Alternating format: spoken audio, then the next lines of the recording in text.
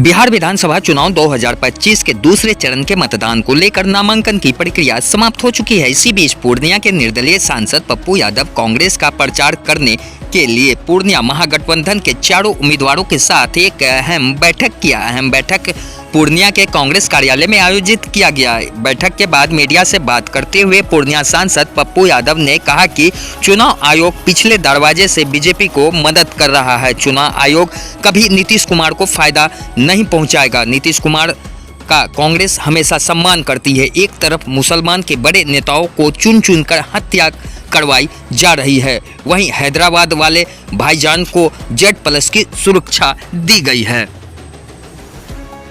बिहार का चुनाव विकास की तकदीर लिखेगी, मोहब्बत का पैगाम देगा।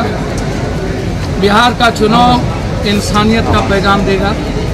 बिहार का चुनाव सीमांचल कोसी की आज़ादी और बिहार की आज़ादी का पैगाम देगा। 16 सालों में जिस तरीके से सीमांचल की अपेक्षा की, बाढ़ पलायन से लेकर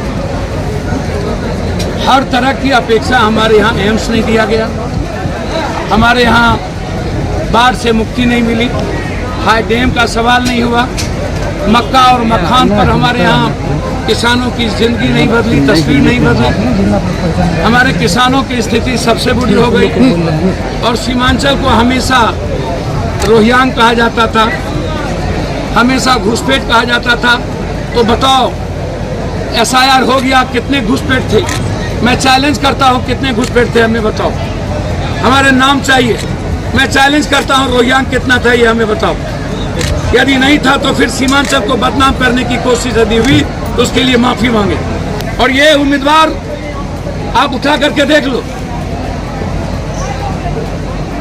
जिन्हें नहीं मिला वो निश्चित कांग्रेस उसको सम्मान देगी। आगे उनके लिए बहुत रास्ते हैं, MLC है, कमेटी है, बहुत रास्ते हैं। पार्टी ने जिनको निर्णय लिया उनके साथ हम लोगों के लिए जीवन मरण का प्रश्न है। क्या है भैया? क्या ये सेवा नहीं करते? क्या ये अनवरत अपना घर द्वार नहीं छोड़ दिया? क्या ये व्यक्ति सबके लोकप्रिय नहीं है? इससे अच्छा उम्मीदवार कौन? इससे अच्छे लोग भी हो सकते थे जिनको चुना गया। आज उनमें से सबसे अच्छा उम्मीदवार सीमांचल में, आप उठा के देखो, प्रोफेसर मुसव्विर साहब को उठा के देखो, कैसे भले लोग हैं।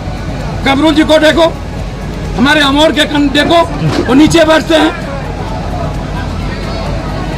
हमारे यहाँ तौकीर को देखिए। ये साजिश नहीं चलेगी, हम लोग कोर्ट जाएंगे।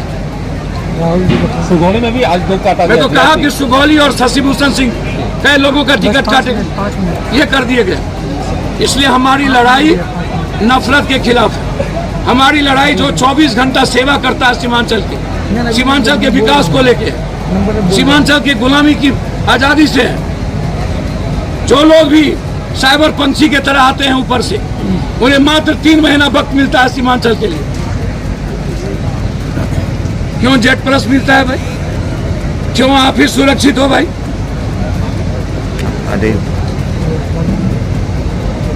हमेशा कभी मुसलमानों को हरामी, कभी दलितों को हरामी, कभी गरीबों को हरामी। क्या है भाई?